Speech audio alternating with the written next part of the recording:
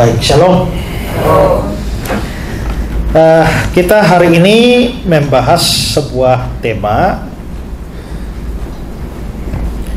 Dia harus makin besar, aku harus makin kecil.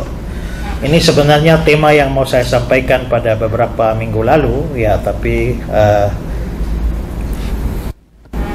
saya merubahnya, ya, dengan hal kekhawatiran. Sekarang mari kita lihat Yohanes pasal 3, 22 sampai 30.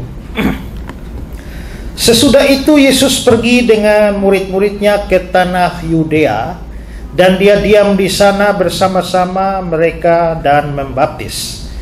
Akan tetapi Yohanes pun membaptis juga di Ainon dekat Salim, sebab di situ banyak air dan orang-orang datang ke situ untuk dibaptis. Sebab pada waktu itu Yohanes belum dimasukkan ke dalam penjara. Maka timbullah perselisihan di antara murid-murid Yohanes dengan seorang Yahudi tentang penyucian. Lalu mereka datang kepada Yohanes dan berkata kepadanya, "Rabi, orang yang bersama dengan engkau di seberang sungai Yordan dan yang tentang dia engkau telah memberi kesaksian, dia membaptis juga dan semua orang pergi kepadanya." Jawab Yohanes, "Tidak ada seorang pun yang dapat mengambil sesuatu bagi dirinya kalau tidak dikaruniakan kepadanya dari sorga. Kamu sendiri dapat memberi kesaksian bahwa aku telah berkata aku bukan Mesias, tetapi aku diutus untuk mendahuluinya. Yang empunya mempelai perempuan ialah mempelai laki-laki, tetapi sahabat mempelai laki-laki yang berdiri dekat dia dan yang mendengarnya sangat bersuka cita mendengar suara mempelai laki-laki itu. Itulah sukacitaku, dan sekarang sukacitaku itu penuh. Dia harus makin besar, tapi aku harus makin kecil." Kalimat terakhir ini yang menjadi tema kita. Saya ingat waktu sekolah minggu ada lagu, dia harus makin bertambah, ku harus makin berkurang. Nah, itu Oma tahu itu, ya. Ini lagu tempo dulu nih, ya. Pasti Andre tidak tahu. Ini lagu dari kakeknya kakek kita. Nah, dia harus makin bertambah, ku harus makin berkurang. Dia harus makin besar, tapi aku harus makin kecil. Ini adalah pernyataan yang sangat terkenal dari seorang Yohanes Pembaptis. Nah, saudara-saudara, Yohanes Pembaptis ini adalah seorang nabi, dan menurut Tuhan Yesus, dari semua orang yang lahir dari perempuan tidak ada yang lebih besar dari Yohanes. Berarti Yohanes lebih besar dari Elia, Yohanes lebih besar dari Musa, Yohanes lebih besar dari Yeskiel, Yesaya. Semua nabi yang lain Yohanes Pembaptis lebih besar. Dalam hal apa? Kalau mau dibandingkan, kita lihat sekilas kayaknya Musa lebih hebat dari Yohanes Pembaptis. Karena Yohanes Pembaptis bahkan satu mujizat pun dia tidak bikin. Tapi Musa bikin begitu banyak mujizat. Ya, kalau mau lihat dari wahyu-wahyu yang diterima, rasanya Yesaya, Yeskiel, nubuat-nubuat itu lebih banyak daripada Yohanes Pembaptis. Tapi kenapa sampai Yesus bilang di antara orang yang lahir dari perempuan tidak ada lebih besar dari Yohanes Pembaptis? Istimewanya di mana? Istimewanya begini, karena Musa menubuatkan banyak tentang Yesus, tapi Musa mati, Yesus belum lahir. Yesaya bernubuat tentang Yesus, Yesus lahir, Yesaya sudah almarhum. Begitu juga Daniel, semua. Tapi satu-satunya nabi yang melihat Yesus itu adalah Yohanes Pembaptis. Dia nabi perantara antara perjanjian lama dan perjanjian baru. Maka disitulah kita bisa melihat Yohanes Pembaptis boleh dibilang lebih besar dari semuanya, karena dia orang perjanjian lama, nabi perjanjian lama yang menyaksikan Yesus. Tapi saudara-saudara, orang yang begitu hebat ini, dia mengatakan bahwa dia, Yesus, harus makin besar, tapi aku harus makin kecil. Yohanes Pembaptis itu lahir lebih dulu dari Tuhan Yesus sebagai manusia. Dia lebih tua dari Tuhan Yesus kira-kira 6 bulan. Ya. Nah, karena itu juga maka begitu Yohanes Pembaptis masuk pelayanan, 6 bulan kemudian Yesus juga masuk pelayanan. Yohanes Pembaptis nanti dipenggal kepalanya oleh Herodes Antipas. Tapi sebelum Yohanes Pembaptis masuk penjara, Yesus sudah keluar pelayanan. Maka ada satu masa overlapping. Satu masa di mana sementara Yohanes masih melayani, Yesus juga keluar dan melayani. pada saat di mana Yohanes melayani, Yesus belum keluar melayani. Maka semua orang begitu mengagumi Yohanes. Dia berkhotbah di padang gurun, bertobatlah, sebab kerajaan Allah sudah dekat. Dan banyak orang pergi untuk dibaptis oleh Yohanes. Banyak orang kagum tentang Yohanes. Tapi tiba-tiba Yesus muncul dalam pelayanan. Maka terjadilah overlapping di mana pada saat yang bersamaan, ada saat bersamaan di mana Yesus dan Yohanes sama-sama melayani. Coba lihat ayat 22. Ya. Sesudah itu Yesus pergi dengan murid-muridnya ke tanah Yudea dan dia diam di sana bersama mereka dan membaptis. Berarti Yesus mulai melayani dengan murid-muridnya. Akan tetapi Yohanes pun membaptis juga di Ainon. Berarti sementara Yesus dan para muridnya membaptis, Yesus sendiri tidak baptis orang, tapi melalui murid-muridnya. Ya, jadi sementara Yesus dan murid-muridnya membaptis, Yohanes juga. Berarti ada saat bersamaan. Ya. Terus ayat 24, sebab pada waktu itu Yohanes belum dimasukkan ke dalam penjara. Jadi memang Yohanes belum masuk penjara, maka ada saatnya mereka bersama-sama di dalam medan pelayanan. Nah, Yohanes ini nabi besar, tapi dibandingkan dengan Yesus sang Mesias, maka Yohanes itu tidak ada apa-apanya. Bahkan Yohanes sendiri mengaku di dalam Matius 3 ayat 11, aku membaptis kamu dengan air sebagai tanda pertobatan, tapi dia yang datang kemudian daripadaku lebih berkuasa daripadaku. Aku tidak layak melepaskan kasutnya. Maka dia bilang, lebih berkuasa. Yesus lebih berkuasa dari Yohanes Pembaptis. Bahkan melepas kasutnya saja Yohanes bilang dia tidak layak. Jadi sebenarnya dibanding Yesus dan Yohanes, lebih hebat Yesus. Kalau saudara hidup pada zaman itu, ikut Yesus atau ikut Yohanes? Yohanes muncul lebih dulu loh. Ya. Kalau seandainya saudara sudah ikut Yohanes, tahu-tahu di sana muncul Yesus, pindah. Ya. Nah, saudara-saudara, menariknya adalah bahwa, tapi seandainya saudara yang melayani, saudara misalnya saudara jadi Yohanes Pembaptis, sementara melayani tiba-tiba muncul orang lain lebih hebat dari saudara, seperti Yohanes, seperti Yesus, masih mau melayani? Ya, ternyata Yohanes juga melayani. Yohanes sadar Yesus itu lebih hebat dari dia, membuka tali kasutnya. Saya tidak layak kok. Tapi biarpun ada orang lebih hebat dari dirinya, tapi itu tidak mencegah Yohanes untuk tetap melayani. Ya, karena itu melayani itu tidak perlu lihat orang. Biar orang lain lebih hebat juga tidak apa-apa. Kadang-kadang kalau lihat orang lain lebih hebat, saya mau nyanyi tapi waduh, dibanding dengan Ibu Yevi rasanya saya down deh. Kalau begitu saya tidak melayani. Ya, saya mau main musik tapi dibanding oleh Ian dengan Ian, wah saya kalah jauh. Kalau begitu saya tidak main. Ya, saya mau sharing firman Tuhan, tapi aduh dibanding dengan Pak Isra saya tidak usah dah. Seringkali orang tidak melayani gara-gara melihat ada orang lain lebih hebat. Tapi Yohanes Pembaptis tidak. Biar ada Yesus lebih hebat yang membuka tali kasutnya pun tidak layak. Yesus melayani, tapi Yohanes Pembaptis tetap melayani. Ya. Kalau di akhir ayat 26, dia membaptis juga dan semua orang pergi kepadanya. Semua orang sudah ikut Yesus, tapi Yohanes tetap juga mau melayani. Nah, itu sebenarnya sesuatu yang menarik, bahwa melayani itu kan untuk Tuhan, bukan untuk dilihat orang. Jadi siapa lebih bagus, siapa kurang bagus, itu no problem urusannya. Ya, yang penting adalah kesungguhan kita di dalam melayani. Ya. Nah, saudara-saudara, berarti ada dua grup sekarang yang melayani bersama-sama. Grup Yesus dan grup Yohanes Pembaptis. Sama-sama melayani. Walaupun Yesus jauh di atas Yohanes Pembaptis. Nah, sekarang kita mau pelajari teks ini lebih dalam lewat beberapa poin. Pertama, ada iri hati dan kecemburuan murid-murid Yohanes Pembaptis. Ya. Saudara, Yohanes Pembaptis itu kan terkenal sebelum Yesus muncul. Dan murid-muridnya itu banyak. Murid-muridnya banyak. Nah, itu yang saya bilang, kalau saudara muridnya Yohanes Pembaptis tahu-tahu muncul Yesus dengan grupnya pindah?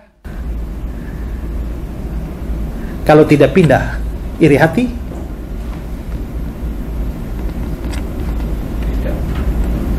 Ya, sekarang mari lihat ayat 25.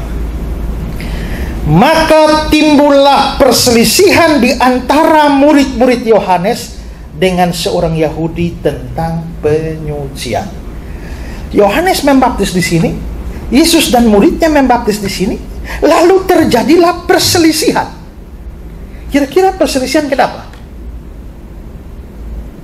Tentang penyucian itu ada kaitan dengan baptisan itu. Yohanes dan muridnya membaptis di sini, Yesus dan muridnya membaptis di sini, lalu muncul perselisihan di tengah. Kira-kira mereka berselisih tentang apa? Apa yang menyebabkan mereka berselisih?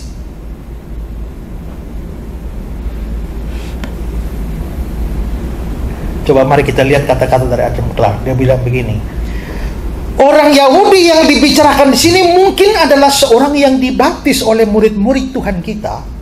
Dan apa yang diperdebatkan kelihatannya adalah baptisan Yohanes ataukah baptisan Kristus yang lebih mujarab untuk penyucian. Atau Albert Barnes bilang, apa masalah yang diperselisihkan di sini tidak diketahui dengan pasti. Dari apa yang dikatakan, mungkin mereka sementara mempersoalkan tentang nilai dan kemanjuran dari baptisan yang dilakukan Yohanes dan yang dilakukan oleh Yesus.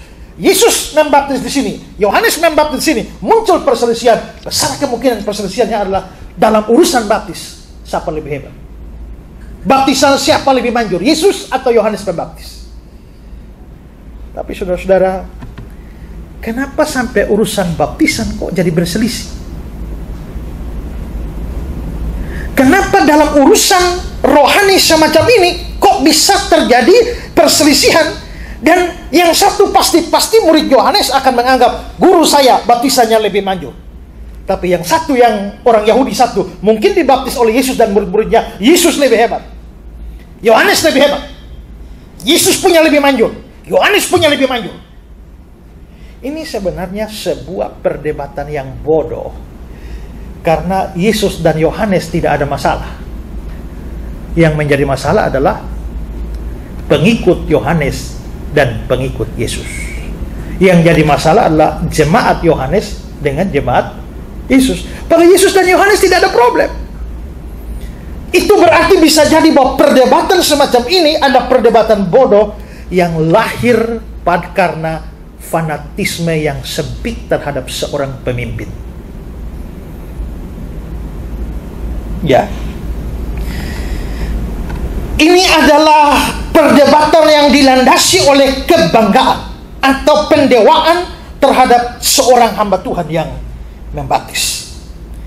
Dan perdebatan atau perselisihan ini akhirnya berlanjut kepada kekesalan para murid Yohanes. Kesal gimana? Ayat 26. Lalu mereka, murid-murid Yohanes nih, Lalu mereka datang kepada Yohanes dan berkata kepadanya, Rabi, orang yang bersama dengan engkau, maksudnya Yesus, di seberang sungai Yordan, yang tentang dia engkau telah memberi kesaksian, dia membaptis juga dan semua orang pergi kepadanya. Ini semacam nada cemburu. Ya, guru, orang yang kamu bersaksi tentang dia dulu, yang kamu bilang membuka tali kasurnya kamu tidak layak, dia juga baptis, semua orang sudah pergi kepadanya. Jadi kelihatannya murid-murid Yohanes Pembaptis ini sudah gelisah. Kenapa? Karena murid mereka, guru mereka itu underdog. Guru mereka lebih rendah daripada Yesus dan mereka sudah kehilangan banyak pengikut. Oke, saudara, sebelum ini Yohanes Pembaptis pernah lihat Yesus dan dia bilang, lihatlah anak domba Allah yang menghapus dosa dunia. Ketika orang Yahudi datang tanya, apakah engkau Kristus? Yohanes bilang, tidak. Aku membaptis kamu dengan air, tapi dia akan membaptis kamu dengan api. Membuka tali kasutnya pun aku tidak layak. Yohanes Pembaptis ngomong Yesus kan? Kira-kira murid-muridnya Yohanes itu tahu tentang Yesus atau tidak? Gurunya sudah bersaksi. Tahu ya? Tahu nama Yesus? Pasti tahu dong ya. Tapi lihat omongan mereka tuh ya. Guru, Rabi, orang yang bersama dengan engkau.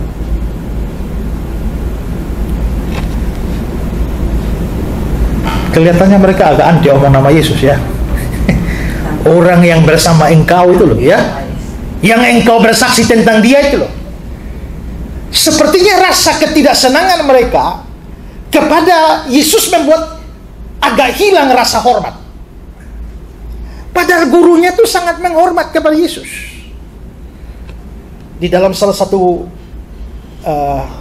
buku tafsiran dari William Barclay, dia bilang begini, perikop ini dengan jelas menceritakan bahwa orang-orang mulai meninggalkan Yohanes dan mengikut Yesus. Itulah sebabnya maka murid-murid Yohanes Pembaptis merasa khawatir. Mereka tentu tidak suka bahwa Tuhan dan guru mulai hanya mendapat tempat kedua. Mereka tidak senang bahwa gurunya mulai ditinggalkan orang. Dan bahwa orang banyak mulai mengerumuni, mendengar, dan melihat kepada Yesus, guru yang baru itu. Ya. Dan coba lihat Yohanes 3 ayat 26. Rabi, orang. Tentang dianya. Mereka tidak mau menyebut nama Yesus. Semuanya menggunakan kata ganti. Maka dalam buku tafsiran Wycliffe Bible Commentary dia bilang begini, tidak disebutkan nama Yesus secara lebih tegas, nampaknya pengurangan nilai yang disengaja.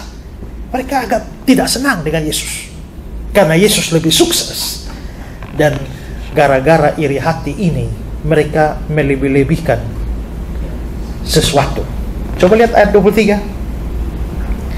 Akan tetapi Yohanes Pembaptis membaptis juga di Ainon dekat Salim, sebab di situ banyak air dan orang datang ke situ untuk dibaptis. Jadi masih ada orang dibaptis oleh Yohanes? Ada kan? Tapi di ayat 26 bilang apa? Semua orang pergi kepadanya. Padahal kan tidak semua. Masih ada kan? Masih ada yang dibaptis oleh Yohanes. Tapi saking jengkelnya mereka melebihkan informasi, semua orang pergi kepadanya, seolah-olah satu orang pun tidak ada yang dibaptis. Saking iri hatinya, informasinya jadi lain. Nah inilah kita harus berhati-hati. Kalau kita jengkel dan benci pada orang, iri hati pada orang, biasanya informasinya menjadi, masih ada orang kita bilang, tidak ada lah, semua sudah pergi. Ya, itu kita perlu berhati-hati karena pada saat kebencian, iri hati, kejengkelan, cemburu datang, maka kita tidak lagi objektif menilai sesuatu. Seperti yang dilakukan murid-murid Yohanes. Nah, dari kata-kata mereka juga terlihat bahwa mereka lebih cinta guru mereka daripada cinta kepada Kristus. Padahal guru mereka cinta pada Kristus. Ya. Lihat Albert Barnes bilang, demikianlah banyak orang mencintai sekte, mencintai golongan mereka lebih daripada mereka mencintai Kristus, dan akan lebih bersukacita kalau orang yang menjadi dan lebih bersukacita kalau ada orang menjadi Presbyterian, Metodis, Baptis, ini aliran-aliran gereja, daripada kalau orang itu menjadi seorang Kristen yang sungguh-sungguh rendah hati. Ini bukan roh atau semangat dari Injil. Kesalehan yang benar mengajar kita bersukacita kalau ada orang berdosa yang kembali kepada Kristus dan menjadi suci, tidak peduli apakah mereka mengikuti kita atau tidak. Misalnya ada orang berdosa bertobat masuk ke gereja kita, senang? Senang. Tapi kalau orang itu bertobat lalu masuk ke gereja orang lain, kita senang nggak? Mestinya senang. Tapi kalau masuk ke kita, kita senang. Masuk ke gereja sebelah, kita tidak senang. Kita ini mencintai Kristus atau mencintai kelompok kita sendiri? Tuh ada 2 minggu lalu tuh saya khotbah di Jakarta, ya. Saya khotbah di Jakarta 4 kali kebaktian, ya. 4 kali kebaktian. Lalu saya pas khotbah kebaktian ketiga, waktu Yesus mau usir setan dari roh jahat. Lalu roh jahat bilang, apa urusan muka dengan kami, hai anak Allah yang maha tinggi? Apakah engkau mau menyiksa kami sebelum waktunya? Setan ngomong kepada Yesus, apakah engkau Yesus mau menyiksa kami setan-setan sebelum waktunya? Jadi siapa yang menyiksa? Yesus. Siapa yang disiksa? Setan-setan. Setan tahu dia akan disiksa oleh Yesus.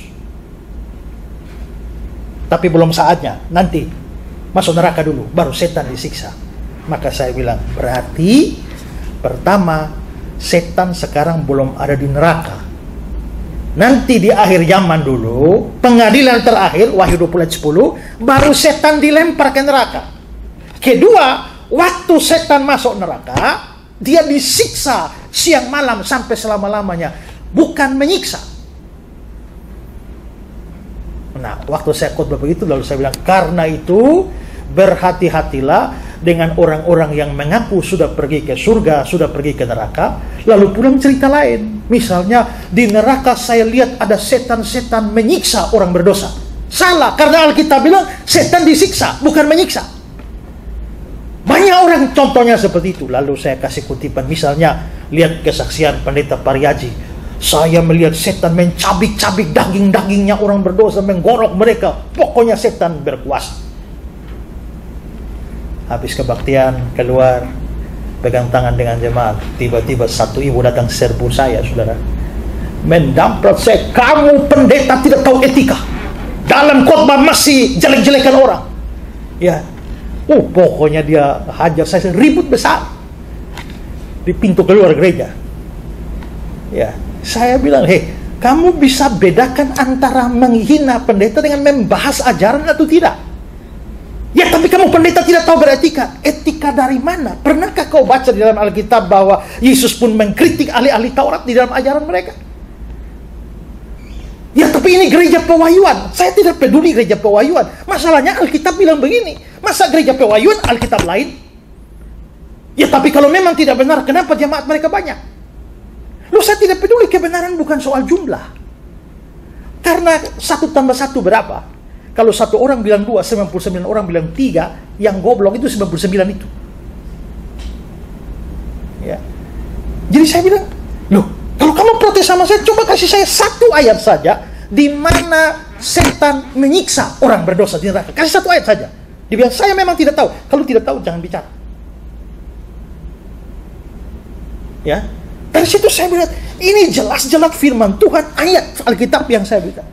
Mungkin dia tersinggung ketika saya hanya sepersekian itu melihat satu slide dari Pendeta Pariaji. Pasti dia sepertinya lebih cinta Pariaji daripada cerita kebenaran. Kita boleh menyukai satu hamba Tuhan sekalipun, tapi hamba Tuhan itu manusia yang bisa salah, baik di dalam perilaku maupun juga ajaran. Maka fanatik tidak boleh sampai membuat kita menutup kebenaran, termasuk terhadap saya. Kalau saya salah, ya salah. Kesukaan saya, saudara, pada saya tidak boleh menutup mata untuk melihat bahwa saya salah. Ya. Nah, atau kesenangan murid-murid Yohanes kepada Yohanes tidak boleh membuat mereka akhirnya tidak menyukai Yesus. Ini mereka kan tidak ada masalah dengan Yesus, kan? Mereka mencintai guru mereka hanya karena melihat guru mereka kok jadinya lebih rendah dari Yesus, menjadi cemburu. Ya. Jadi kalau kamu cinta Yohanes tidak salah, tapi jangan benci Yesus. Kalau kamu itu? Kalau kamu suka Messi, jangan benci Ronaldo, ya kan? Karena membenci Messi tidak menyukai Messi tidak harus berarti membenci Ronaldo. Senang pada Yohanes silakan, tapi kamu tidak punya problem pada Yesus. Tapi itu jelas lahir dari iri hati. Karena itulah kita harus berhati-hati dengan perasaan iri. Begitu iri hati sudah menguasai hati kita, maka yang selanjutnya pikiran maupun mulut kita, perkataan kita, semua tidak objektif dan semua orang akan kelihatan jelek. Padahal problemnya pada kita. Ada orang yang suka pasang teropong dari jendela kamar untuk lihat bulan. Setelah itu dia langsung teriak, ada penemuan besar, penemuan besar. ternyata ada semacam naga atau dinosaurus ada di bulan. Heboh. Buktinya teropong itu. Lalu dia panggil orang-orang, lihat di teropong ini. Orang-orang lihat, bukan ada dinosaurus di bulan, tapi ada nyamuk yang melekati kaca teropongnya. Begitu nyamuknya dicabut, tidak ada lagi itu dinosaurusnya. Ya kan? Seringkali kita melihat bukan karena itu, bukan karena ada di sana, tapi problemnya bukan di bulan, problemnya di kameramu, di kacamatamu. Ya, maka berhati-hatilah supaya kita jangan masuk dengan iri hati, seperti bahkan dalam dunia rohani sekalipun. Ini rohani, masalah pelayanan. Ya. Oke, yang kedua, mari kita lihat bagaimana sikap dan jawaban Yohanes Pembaptis. Nah, saudara-saudara, untungnya Yohanes Pembaptis tidak mempunyai hati sama seperti murid-muridnya. Karena kalau tidak maka repot. Ya. Yohanes Pembaptis tidak ikut menjadi tidak senang dengan Yesus. Tidak ikut menjadi iri hati dengan Yesus. Biarpun murid-muridnya membuat laporan yang negatif tentang situasi yang ada. Yohanes justru menasihati mereka. Ya. Yohanes 3. Jawab Yohanes, tidak ada seorang pun yang dapat mengambil sesuatu bagi dirinya kalau tidak dikaruniakan kepalanya dari surga. Kamu sendiri dapat memberi kesaksian bahwa aku telah berkata aku bukan Mesias, tapi aku diutus untuk mendahuluinya. Yang empunya mempelai perempuan ialah mempelai laki-laki. Tapi sahabat mempelai laki-laki yang berdiri dekat dia, yang mendengarnya sangat bersuka cita mendengar suara mempelai laki-laki itu. Itulah sukacitaku. Dan sekarang sukacitaku menjadi penuh. Dia harus makin besar, tapi aku harus makin kecil. Saudara perhatikan sini. Begitu Yohanes ada di sini, murid-muridnya datang lalu mulai dengan perasaan iri hati, mulai cerita segala macam yang buruk tentang Yesus. Apakah Yohanes ikut-ikutan? Tidak. Dia bukan ikut-ikutan menjelaskan Yesus, dia meluruskan jalan pikiran dan otak dari para muridnya. Banyak problem di dalam gereja adalah suka bergosip yang aneh-aneh. Dan satu orang datang, dia cerita satu, orang kedua juga menyambung. Lalu 2 orang ini keliling, lalu jadi 4 orang. 4 orang di jalan lagi, dia jadi 8 orang. Maka tanpa sadar, seluruh gereja, seluruh jemaat sudah terpengaruh dengan satu informasi yang belum tentu benar. Tapi misalnya, ya, saya datang ke Ibu Edi. Ibu Edi, ya, tahu nggak? Ian itu begini. Kalau Ibu langsung kantor dan stop di situ. Ya kan? Dan tidak, Ian tidak begitu, gini, selesai. Tapi begitu saya kasih tahu Ibu Edi, tahu Ian begitu? Oh gitu ya. Lalu saya lanjut ke Pak Ketut, Ibu Edi ke Pak Edi. Nah, 2 orang itu sambung lagi, lalu satu ke Oma, satu ke Ibu Yevi. Nah, selesailah dan rusaklah semua. Maka di sini kita perlu berhati-hati. Yohanes Pembaptis adalah pemimpin, dan pada waktu dia memimpin, dia melihat ada gerakan yang liar dari bawah, yang seolah-olah mengajak untuk ikut iri hati kepada orang lain, dalam hal ini Yesus. Dia cut di situ dan nasihat mereka dan selesai. Problem bukan di sana, problem ini kalian. Kita jemaat masih kecil, tapi kalau di jemaat yang sudah besar itu ini kita hanya 20 orang saja mengendalikan pikiran 20 orang, ini sudah susah ya. Apalagi kalau jemaat sampai 500-600 itu mengendalikan pikiran 500-600 orang itu bagaimana? Maka itu menjadi repot. Nah, maka di sini pentinglah kita sebagai orang Kristen jadi pembawa damai itu begitu. Ya, pembawa damai itu begitu. Kalau orang ceritakan yang jelek pada orang lain, stop di situ. Tapi kalau orang cerita yang baik, teruskanlah. Ya. Itu menjadi pembawa damai. Nah, tapi sekarang kita lihat teks kita ini. Waktu murid-muridnya mulai jengkel dengan Yesus, mulai iri hati, bagaimana Yohanes mengatasi itu? Pertama, Yohanes mengatakan bahwa dia tidak mengharapkan hal yang aneh-aneh. Coba perhatikan ayat 28. Kamu sendiri dapat beri kesaksian bahwa aku telah berkata aku bukan Mesias, tapi aku diutus untuk mendahuluinya. Memang bukan dia yang Mesias. Kalau dia lebih hebat, itu wajar. Kalau semua orang pergi ikut dia, itu wajar. Aku sendiri sudah bersaksi, aku ini hanya utusan. Maka di sini saudara-saudara, Yohanes memperingatkan murid-muridnya terhadap apa yang pernah dia katakan. Lihat Yohanes 1. Itu kan di Yohanes 3 ya. Di Yohanes 1, dan inilah kesaksian Yohanes ketika orang Yahudi dari Yerusalem mengutus beberapa imam dan orang-orang Lewi kepadanya untuk menanyakan dia, siapakah engkau? Dia mengaku dan tidak berdusta, katanya, aku bukan Mesias. Lalu mereka bertanya kepadanya, kalau begitu siapa engkau? Jawabnya, akulah suara yang berseru di padang gurun, luruskanlah jalan Tuhan, seperti yang dikatakan Nabi Yesaya. Maka Yohanes itu tahu perannya, dia bukan Mesias. Saya pikir kalau orang Yahudi datang tanya, siapakah engkau? Mesias? Lalu Yohanes berkata, engkau sendiri mengatakannya. Wah, itu repot ya. Ya. Tapi untungnya Yohanes itu tahu diri dan tahu posisi.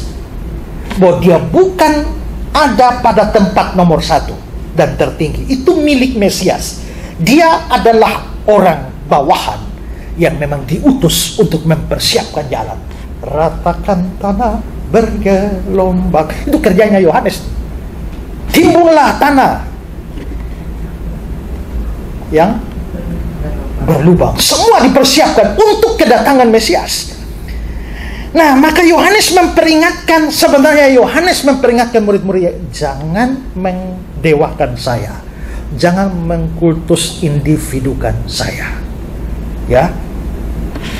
Nah, hamba Tuhan yang sadar bahwa pengikutnya mendewa-dewakan dirinya, itu harus memberi peringatan semacam ini dan bukan menyenanginya.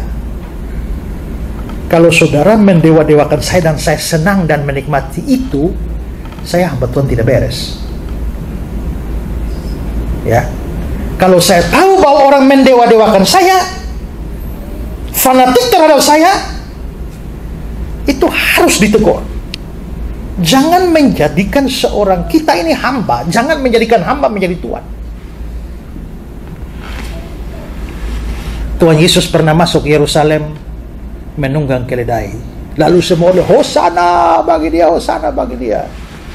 Lalu 30 tahun yang lalu Pak Ketut pernah berkhotbah, bayangkan kalau Yesus naik keledai bawa semua Hosana, Hosana, kan yang dipuji Yesus. Tahu-tahu keledai kira dia yang dipuji.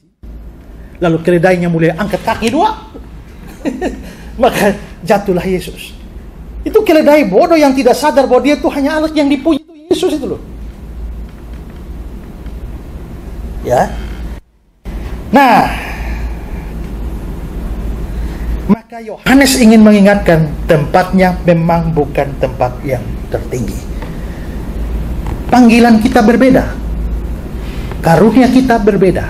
Kita tidak harus menjadi seperti orang lain atau kepengen seperti orang lain, walaupun kita tahu bahwa Tuhan memang memberi tempat kita ini. Saya ini, saudara, saya tuh sebenarnya kepengen juga doa orang sakit sembuh gitu loh, supaya saya bisa bikin KKR kesembuhan ilahi. Saya bayangkan kalau saya bisa doa orang sembuh, pasti gereja saya ini pasti penuh. Ya. Saya bayangkan, satu minggu saya berdoa untuk 50 orang. Atau minimal saya berdoa begitu dapat penglihatan kayak apa, kayak begitu ya. Tapi ini bertutup mata juga gelap. Ya. Berdoa orang sakit juga jarang yang sembuh, kebanyakan mati malah. Ya. Sampai saya pernah doa puasa untuk itu. Doa puasa supaya saya bisa dapat karunia, lihat-lihat dan sembuhkan. Tapi ternyata habis doa puasa juga tidak dapat apa-apa juga. Akhirnya saya harus terima bahwa memang bukan bagian saya di situ. Tuhan pakai orang lain seperti itu, puji Tuhan. Tapi kalau saya dipakai untuk mengajar firman Tuhan, ya sudah, cukupkan dengan ini dan maksimalkan ini untuk kemuliaan Tuhan. Saya harus sadar di mana tempat saya. Ya. Ini tidak membuat kita apatis dan tidak mau berusaha untuk maju. Ya, tapi kalau kita sudah dikonfirmasi oleh Tuhan bahwa karuniamu ini, pakailah sungguh-sungguh melayani di situ. Ya. Seorang yang namanya Nyonya Browning, dia bilang, semua macam pelayanan adalah sama di hadapan Allah. Di hadapan manusia ada yang di depan layar, ada yang di belakang layar, kan? Tapi di hadapan Tuhan semua sama. Semua sama. Ya. Karena itu lakukanlah tugas-tugas pelayanan kita sekecil apapun. Tak usah iri hati dengan orang lain. Kalau Tuhan pakai orang lain lebih hebat, Tuhan pakai orang lain lebih populer, Tuhan pakai orang lain lebih terkenal, tak usah iri hati. Ya. Yang penting kesungguhan kita. Saya menarik satu ayat di Matius 10 ayat 21-22. Barang siapa menyambut seorang nabi sebagai nabi, dia akan menerima upah nabi. Jadi yang dapat upah nabi itu siapa? Pertama, nabinya. Kedua, yang bukan nabi tapi menyambut seorang nabi sebagai nabi. Artinya saya mungkin bukan nabi, tapi saya bisa dapat upah nabi loh. Berarti peran bisa berbeda, jabatan bisa berbeda, tapi upah bisa sama. Sudah baca tuh orang apa yang suruh bungakan uang dulu ya. Satu dapat 10, satu dapat 5, satu dapat ini, suruh bungakan. Talenta itu ya. Saudara lihat yang dua yang bungakan tuh ya. Coba lihat, hasilnya kan beda. Yang satu bungakan, dia dapat 100%. Jumlahnya beda, tapi pujiannya sama. Baik dan benar hai hambaku yang setia. Pujiannya sama. Jadi hasil mungkin berbeda, tapi upah tetap sama. Maka di situ butuh kesetiaan. Satu hari seorang pendeta mau bikin khotbah, dia tertidur di meja waktu bikin khotbah, lalu dia mimpi. Dalam mimpi itu dia lihat ada sebuah tembok besar semacam pintu dari tembok besar sekali. Lalu Tuhan bilang, nah bangunlah dan doronglah pintu itu. Dia lihat-lihat, aduh mana mungkin. Tapi Tuhan bilang, bangunlah dan doronglah. Maka dia bangun dan dia mulai dorong. Hari pertama dorong, tidak bergerak. Lalu dia bilang, Tuhan tidak ada hasil. Besoknya Tuhan datang lagi, nah bangun dan dorong. Maka dia mulai bangun lagi, dorong lagi. Ternyata tidak berhasil. Bergeser 1 mili pun tidak. Hari ketiga Tuhan datang begitu. Hari keempat, kelima, keenam, 1 minggu Tuhan suruh dia bilang, Tuhan sudah 6 hari tidak bergeser sedikit pun. Tuhan bilang, nah bangun dan dorong sekali lagi. Dan dia bangun dan dorong sekali lagi. Dia pikir Tuhan bilang ini terakhir, sekali lagi mungkin akan bergerak. Dia bangun dan dorong dan tidak bergerak juga. Setelah tidak bergerak, Tuhan bilang, baik sekali perbuatanku hai hamba-Mu. Tuhan, kenapa Tuhan puji saya? Bukankah itu tembok tidak bergerak sama sekali? Tuhan, siapa yang suruh buat kamu bergerak, bikin itu barang bergerak? Yang saya minta kamu dorong. Itu saja. Dan kamu setia mendorong sudah 7 hari. Baik dan hebat, hai anak. Berarti Tuhan tidak suruh dorong, Tuhan tidak suruh bikin bergerak, Tuhan suruh dorong. Soal hasil bukan urusan kita, itu urusan Tuhan. Artinya lakukan tugas pelayanan kita sekecil apapun, karena itu sama berharga di mata Tuhan. Tak usah iri hati sama orang lain, karena iri hati sama dengan kamu gali 2 kuburan, satu untuk itu orang dan satu untuk kau sendiri. Artinya dua-dua akan mati. Ya. Jadi belajar dari Yohanes supaya kita puas diri dengan apa yang Tuhan berikan bagi kita. Kedua, Yohanes mengatakan bahwa tidak seorang pun yang akan bisa menerima lebih daripada apa yang Tuhan berikan kepadanya. Lihat ayat 27. Jawab Yohanes, tidak ada seorang pun yang dapat mengambil sesuatu bagi dirinya kalau tidak dikaruniakan kepadanya dari surga. Surga itu dari Tuhan, pihak Tuhan. Maksudnya begini, semua kan dimiliki Tuhan. Tuhan kan yang kasih kita nih, ini. Tidak ada seorang pun yang dapat mengambil sesuatu kalau Tuhan tidak kasih. Ya.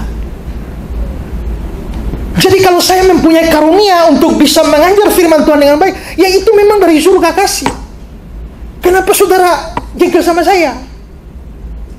Nah, itu kan. Kalau orang lain menyanyi suara bagus, kita punya jelek.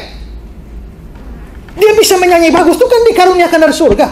Kenapa kita mesti jengkel sama dia? Kalau dia sampai kaya, itu kan dikaruniakan kepadanya dari surga. Tapi dia kerja tidak bagus, ya. Kalau Tuhan tidak kehendaki juga kan dia nggak bisa kaya. Kenapa kita harus cemburu pada dia? Bukankah surga menghendaki dia mendapatkan itu? Dan kalau 02 yang menang, itu kan dikaruniakan kepadanya dari surga, ya kan? Mau curang ke apa ke kita tidak tahu. Pokoknya kalau sampai dia menang, artinya memang surga menetapkan itu. Calvinis begitu kan? Segala sesuatu ditetapkan Tuhan kan? Jadi kalau 02 menang, ya memang begitu. Mau bagaimana? Tidak ada seorang pun yang mengambil sesuatu kalau tidak dikaruniakan kepadanya dari surga. Jadi coba bayangkan, kalau Pak Ketut semacam ini, artinya dikaruniakan kepadanya dari surga. Jadi pada waktu saya iri hati dengan kelebihan Pak Ketut, bukankah sama dengan saya protes surga dan merasa surga tidak adil gara-gara kasih dia ini? Kalau ada sesuatu pada saya dan saudara tidak suka sama saya, bukankah surga yang mengaruniakan pada saya? Kenapa saudara jengkel? Itu sama dengan saudara protes surga. Kalau kita sadar semacam ini, sebenarnya iri hati dan kejengkelan pada kelebihan orang lain, itu sama dengan kita merasa Tuhan tidak adil karena memberikan dia ini, itu dan sebagainya. Tidak ada seorang pun yang dapat mengambil sesuatu kepadanya kalau tidak dikaruniakan kepadanya dari surga. Makanya biarpun saya berjuang bagaimanapun mau dapat bikin kesembuhan ilahi kah bagaimana itu, ya kalau surga tidak berikan, ya mau bagaimana?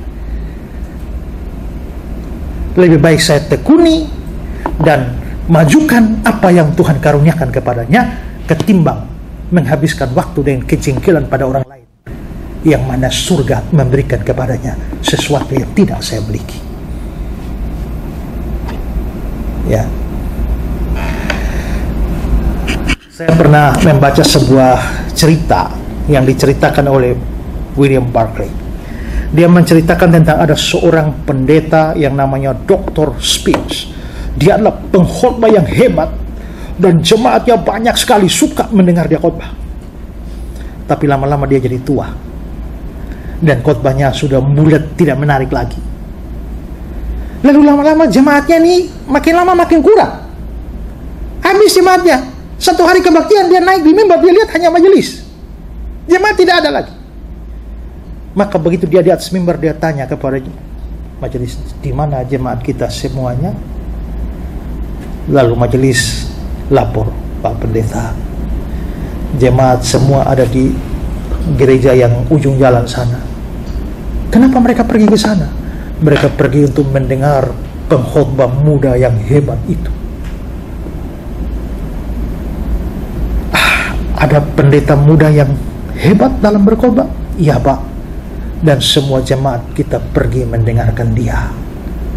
Lalu Dr. Spence tersenyum kepada majelis dan dia berkata, saya kira kita pun harus meneladani jemaat kita.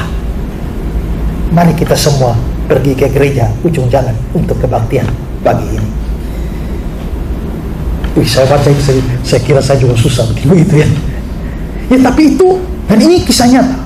Dan itu menunjukkan betapa legowonya hati seseorang. Dan tidak melihat orang lain sebagai saingan yang harus dihancurkan, ya, atau menjadi sasaran kebencian, kejengkelan, iri hati kita. Ya, karena ingat, semuanya tidak ada orang bisa dapat apapun kalau surga tidak karuniakan kepada. Protes orang, tidak suka, benci orang, sama dengan protes kepada surga. Ketiga, Yohanes memakai gambaran tentang sahabat mempelai laki-laki yang sangat dikenal oleh orang Yahudi. Ayat 29. Yang empunya mempelai perempuan ialah mempelai laki-laki. Tapi sahabat mempelai laki-laki yang berdiri dekat dia dan yang mendengarnya sangat bersuka cita mendengar suara mempelai laki-laki. Itulah sukacitaku dan sekarang sukacitaku itu penuh.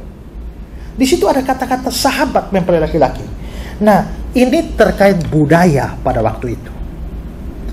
Nah, saudara-saudara, di dalam pernikahan atau perkawinan, proses perkawinan orang Yahudi, ada satu orang penting yang berdiri di sana, ya, Orang itu dalam bahasa Ibrani disebut sebagai sosben.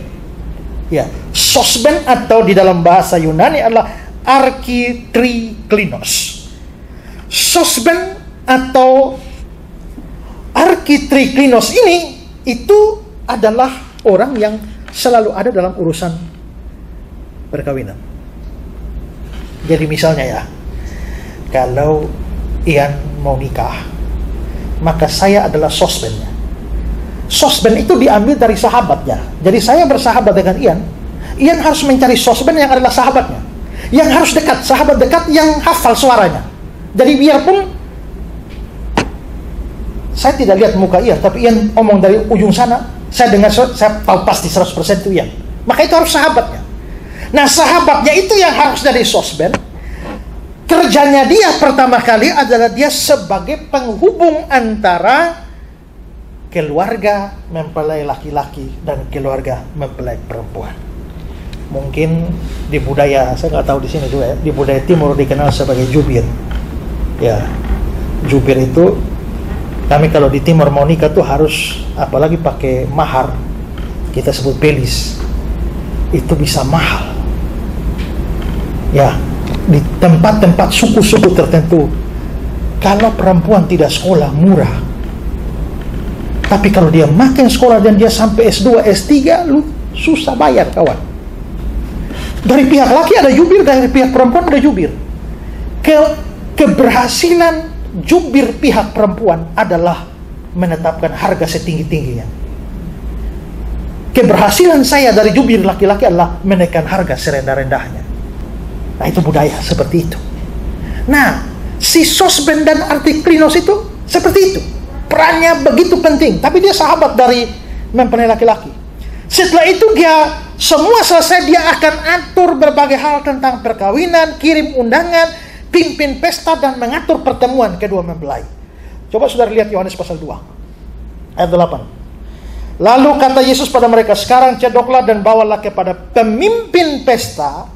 Lalu mereka pun membawanya. Setelah pemimpin pesta mengecap airnya telah menjadi anggur, dia memanggil mempelai laki-laki. Pemimpin pesta inilah sosben itu.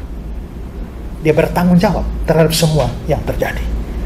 Dan setelah resepsi kawin selesai, masih tinggal satu tugas dari sosben. Tugas itu adalah dia mengantar mempelai perempuan ke kamarnya. Lalu dia harus masuk ke kamar pengantin bersama pengantin perempuannya. Di dalam sana lampu dimatikan. Sosben bersama mempelai perempuan. Jadi sosben ini harus orang terpercaya. Karena dia sudah di kamar dengan mempelai perempuan, lampu dimatikan. Ih, jangan-jangan pagar makan tanaman ini. Nah, pagar makan tanaman. Nah, karena itulah maka selama bisa dalam tempo waktu yang tidak ditentukan, bisa berjam-jam lamanya, tapi sosben itu harus tetap diam di situ. Sampai pada tengah malam, tiba-tiba muncul suatu suara. Begitu suara muncul, saya sebagai sahabat mempelai laki-laki, itu kan saya punya sahabat, maka saya tahu suaranya. Begitu dia datang ketok, saya tahu persis itu dia. Maka saya harus buka pintu, persilakan mempelai laki-laki masuk, dan tugas saya selesai, saya pergi dengan sukacita. Karena tugas saya bukan mempelai laki-laki, tugas saya hanya mempertemukan mempelai laki dan perempuan. Kalau mereka sudah bertemu, maka selesailah tugas saya, pergi dengan damai. Nah, Yohanes Pembaptis tadi ngomong apa? Saya ini bukan pengantin laki-laki, saya ini sahabat mempelai laki-laki. Tugas saya, Mesias itu adalah mempelai laki-laki, Kristus itu mempelai laki-laki, umat Israel itu mempelai perempuannya. Tugas saya kasih ketemu mereka. Begitu mereka sudah bertemu, maka saya mundur diri. Itulah sukacitaku, dan sukacitaku penuh. Kalau Yohanes mau mengambil orang-orang datang kepada dia, itu sama dengan mempelai laki-laki kurang ajar yang pagar makan tanaman. Nah, karena itu tugasnya sudah selesai, maka itulah sukacitaku. Sukacitaku itu penuh. Maka di sini Yohanes sadar tugasnya.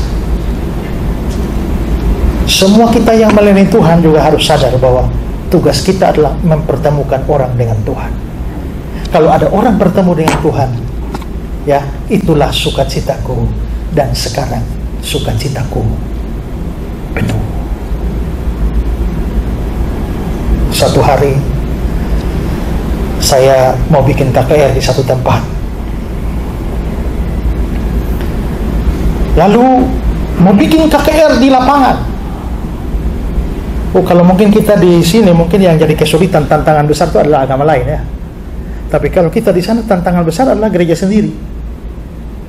Karena gereja dengan gereja bersaing sedemikian rupa.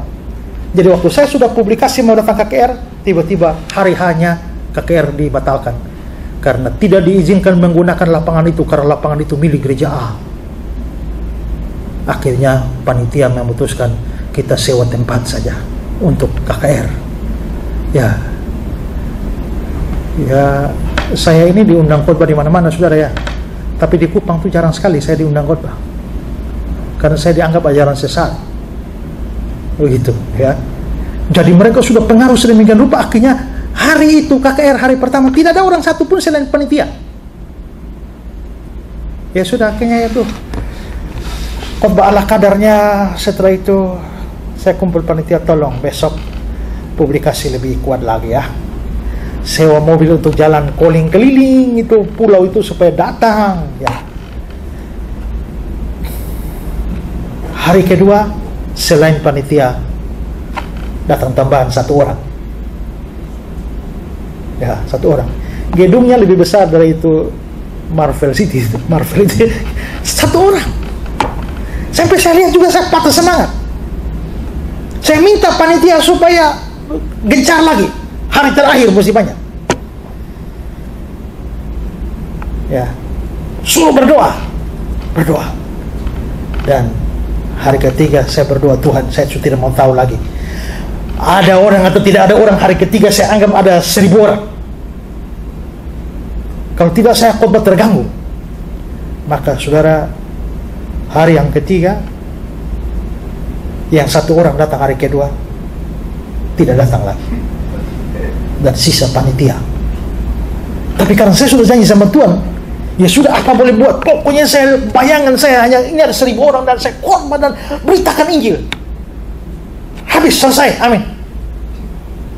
Ya, tidak ada altar call semua panitia nih, ya. Selesai kebaktian, dan saya anggap gagal acara itu. Pada saat saya mau meninggalkan tempat itu, tiba-tiba mereka panggil, Pak Pendeta, datang dulu ke depan. Datang, ada satu orang mau terima Yesus. Siapa? Ternyata dari agama sebelah. Siapa? Penjaga sound system. Dia baru dari Jawa sini, pergi ke saudaranya di Rote, lalu dapat kerja sebagai tukang sound system. Dan hari itu panitia sewa sound system di situ. Maka dia kerja adalah jaga sound system. Karena jaga sound system dia tidak boleh kemana-mana. Dan rupanya saya sasaran Injil ke sana, ternyata sikatnya ke samping. Jadi di situ tidak ada orang, tapi yang sana bertobat. Dan hari itu kami berdoa, tuntun dia terima Yesus dan menyerahkan ke perkantas pulau itu untuk pembinaan selanjutnya. Saudara, saya waktu pikir ternyata Tuhan suruh saya datang dengan membuang banyak uang dan banyak orang datang ini sebenarnya hanya untuk satu orang ini saja. Dan hari itu 3 hari kecewa, tapi hari itu sukacita. Itulah sukacitaku, dan sekarang sukacitaku menjadi penuh, ya. Nah, ingatlah bahwa kita hanya hamba-hamba, hanya sosben, hanya arkitriklinos, ya. Dan akhirnya Yohanes menutup seluruh omongannya dengan ayat 30. Dia harus makin besar, tapi aku harus makin Satu hari saya berkhotbah tentang Christ is the best, Kristus yang terbaik, Kristus menurut surat Ibrani. Dan saya ingat tema surat Ibrani itu adalah lebih. Saudara baca kata yang paling banyak muncul di surat Ibrani itu adalah lebih. Lebih sempurna, lebih baik, lebih agung, lebih mulia. Semua Kristus lebih baik, Kristus lebih sempurna, Kristus lebih agung, Kristus lebih besar. Semuanya Kristus, Kristus yang terbaik. Pada waktu pulang, satu bapak salaman sama saya, Pak, terima kasih. Waktu saya dengar khotbah bapak, saya tambah kagum kepada Tuhan Yesus. Pada waktu dia bilang begini, dalam hati saya, dia harus makin besar dan saya harus makin kecil. Banyak orang puji saya kalau saya khotbah, tapi itu tidak membuat sukacita. Yang paling sukacita adalah kalau orang memuji orang yang saya beritakan. Dia harus makin besar, aku harus makin kecil. Ini jadi pegangan bagi kita. Gereja kita masih kecil, tapi kalau di kemudian hari Tuhan pakai kita secara luar biasa dan kita membesar, ingatlah, dia harus makin besar, kita harus makin kecil. Ingat, kita ini bukan membelainya, kita cuma sahabat membelai. Sosmed Arki Tri Primus. Tuhan memberkati kita.